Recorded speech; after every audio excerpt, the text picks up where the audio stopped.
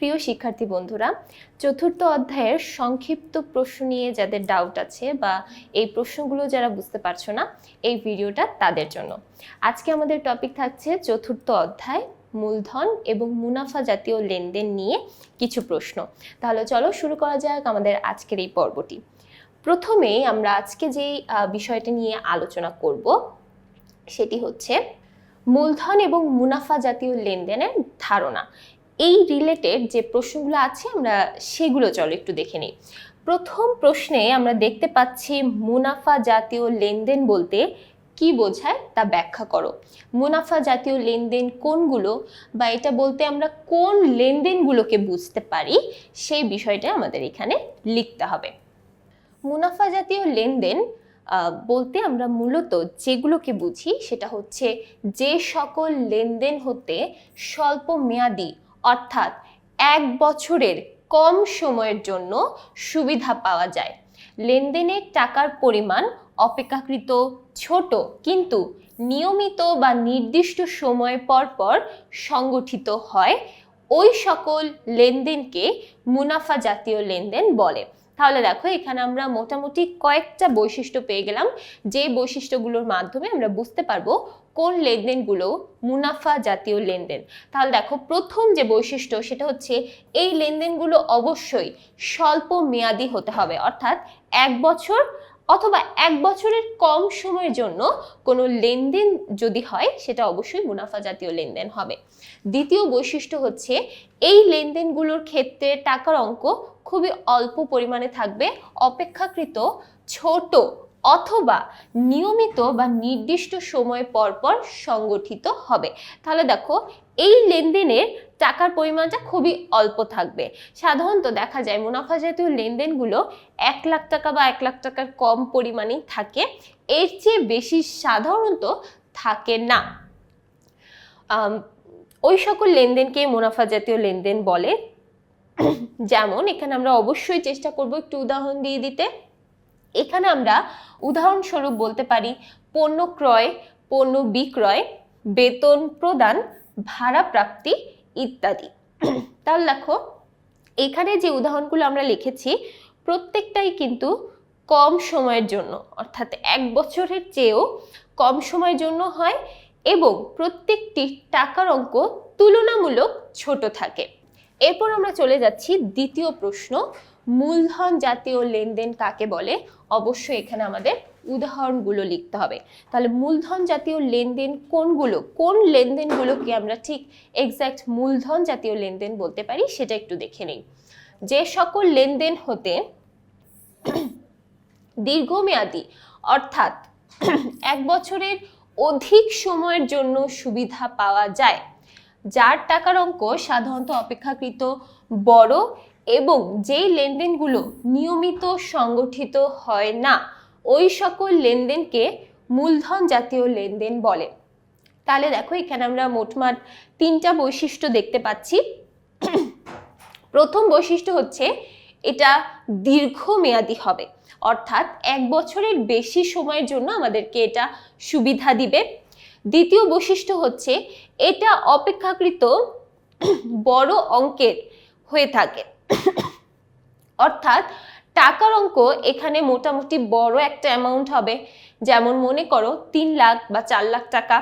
এরপর 3 নম্বর যে বৈশিষ্ট্য সেটি হচ্ছে এই লেনদেনটি নিয়মিত সংগঠিত হবে না, অর্থাৎ প্রায় প্রত্যেক দিন বা রেগুলার 1 বছর সময়ের মধ্যে রেগুলার হচ্ছে এরকম হবে না।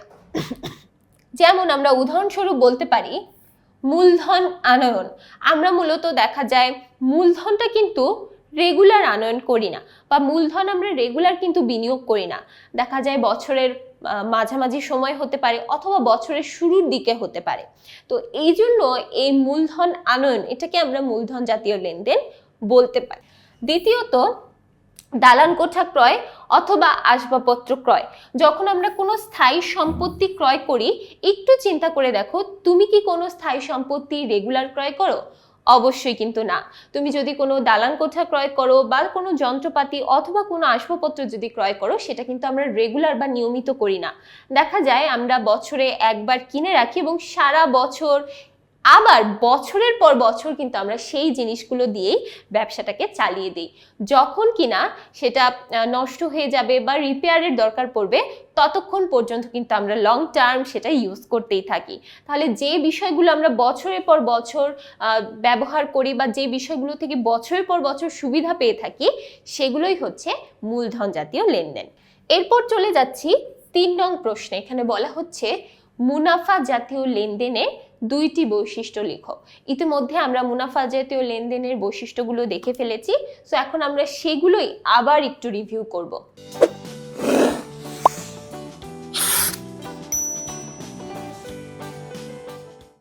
মুনাফা জাতীয় লেনদেনের 2টি বৈশিষ্ট্য হলো, প্রথমত এ জাতীয় লেনদেন নির্দিষ্ট সময় পর পর নিয়মিত সংগঠিত হয়।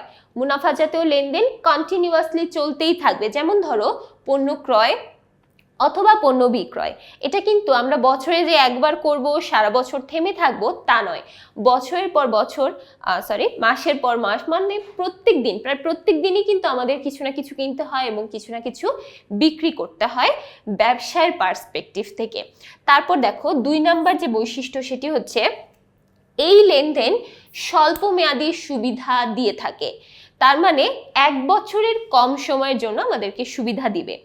1 বছরের কম, এটা রেগুলার হতে পারে, প্রত্যেক দিন হতে পারে, সাপ্তাহিক হতে পারে, মাসিক হতে পারে, তবে বার্ষিকের চেয়ে বেশি হবে না, অর্থাৎ বছরের পর বছর এটা চলবে না।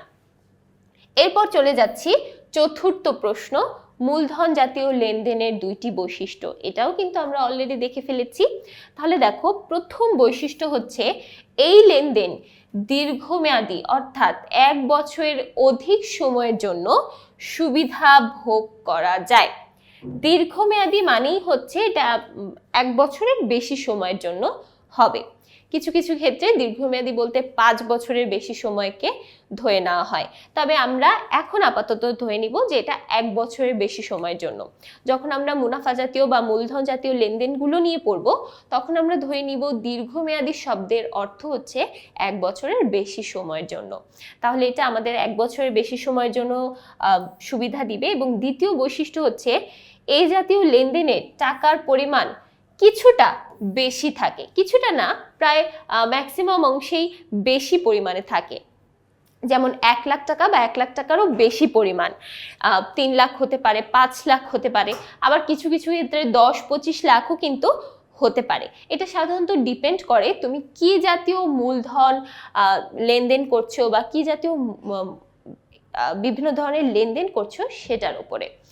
এরপর চলে যাচ্ছি আমরা আমাদের 5ম প্রশ্নে, 5 নং প্রশ্নে। 5 নং প্রশ্নে বলা হচ্ছে মূলধন জাতীয় লেনদেন এবং মুনাফা জাতীয় লেনদেনের 2টি পার্থক্য লিখো। এই অধ্যায়ের জন্য সবচেয়ে গুরুত্বপূর্ণ প্রশ্ন যদি তুমি জানতে চাও, তাহলে এটা হচ্ছে সেই প্রশ্নটা। এখানে 2টা লেনদেনের পার্থক্য জানতে চাওয়া হয়েছে। এবং পূর্বের ভিডিওগুলো যদি তুমি দেখে থাকো, অবশ্যই তুমি জানবে আমি কিন্তু বলেছি যে আমরা যখনই শর্ট কোশ্চেনের মধ্যে পার্থক্যগুলো লিখব, চেষ্টা করব একটা সুন্দর ছক আকারে, এরকম সুন্দর একটা ছক আকারে 2টা আলাদা আলাদা পোর্শনে পার্থক্যগুলো দেখাতে। চেষ্টা করবে 2 থেকে 3টা পার্থক্য লিখতে, এবং যদি 3টা পার্থক্য নাও লিখতে পারো, অবশ্যই অবশ্যই 2টা পার্থক্য লিখতে হবে, কারণ 2টা পার্থক্যের জন্য তোমার 2 মার্ক থাকছে। আচ্ছা, তাহলে আমরা একটু পার্থক্যগুলো দেখি। প্রথমে মূলধন জাতীয় লেনদেন হলো লেনদেন থেকে দীর্ঘমেয়াদী সুবিধা লাভ করা। তাহলে যে সকল লেনদেন থেকে আমরা দীর্ঘমেয়াদী সুবিধা লাভ করতে পারি, সেটাই হচ্ছে মূলধন জাতীয় লেনদেন। তাহলে মুনাফা জাতীয় লেনদেনটা কি? যে লেনদেন থেকে আমরা স্বল্প মেয়াদী সুবিধা লাভ করে থাকি, সেটা হচ্ছে মুনাফা জাতীয় লেনদেন। তাহলে 2 নম্বর বৈশিষ্ট্যটা দেখি। এই ক্ষেত্রে লেনদেনের টাকার পরিমাণ বড় হয়ে থাকে, অর্থাৎ মূলধন জাতীয় লেনদেনের ক্ষেত্রে টাকার পরিমাণ কিছুটা বড় হয়ে থাকে এবং মুনাফা জাতীয় লেনদেনের ক্ষেত্রে টাকার পরিমাণ ছোট হয়ে থাকে। 6 নং প্রশ্ন, নিয়মিত স্বল্পমেয়াদী ও ছোট অঙ্কের লেনদেনগুলোই মুনাফা জাতীয় লেনদেন ব্যাখ্যা করো। এটা আমরা জানি, মুনাফা জাতীয় লেনদেনের একটা বৈশিষ্ট্য হচ্ছে এটা নিয়মিত লেনদেন করে থাকে। তাহলে এই কথাটাকেই আমরা ব্যাখ্যা আকারে লিখব। মুনাফা জাতীয় লেনদেন নিয়মিত সংগঠিত হয় এবং স্বল্প সময়ের মধ্যেই উপযোগিতা শেষ হয়ে যায়। পণ্যদ্রব্য ক্রয় বিক্রয়, প্রাপ্ত ভাড়া, প্রাপ্ত কমিশন, বেতন পরিশোধ, বিজ্ঞাপন খরচ ইত্যাদি মুনাফা জাতীয় লেনদেন। চলতি, বিগত এবং পরবর্তী হিসাবকাল সংশ্লিষ্ট লেনদেনের মধ্যে শুধু চলতি হিসাবকালের অর্থটুকুই মুনাফা জাতীয় লেনদেন হিসেবে গণ্য হয়। তার মানে চলতি হিসাবকাল অর্থাৎ রেগুলার তুমি যে লেনদেনগুলো করছো বা 1 বছরের কম সময়ের জন্য যে লেনদেনগুলো করছো, শুধুমাত্র সেই লেনদেনটাই কিন্তু আমাদের এখানে লেনদেন হিসেবে অর্থাৎ মুনাফা জাতীয় লেনদেন হিসেবে গণ্য হবে। মুনাফা জাতীয় লেনদেনে টাকার পরিমাণও সাধারণত ছোট হয়ে থাকে, খুবই কম পরিমাণে হয়ে থাকে। এটা সাধারণত দেখা যায় 1 লাখ অথবা 1 লাখ টাকার চেয়েও কম পরিমাণে মুনাফা জাতীয় লেনদেনের ক্ষেত্রে টাকার পরিমাণ হয়ে থাকে। এই ছিল আমাদের এই পর্বের আলোচনা। আশা করছি প্রত্যেকটা প্রশ্নই সবাই খুব ভালোভাবে বুঝতে পেরেছো। পরবর্তী পর্ব দেখার জন্য সবাইকে আমন্ত্রণ জানাচ্ছি। ধন্যবাদ।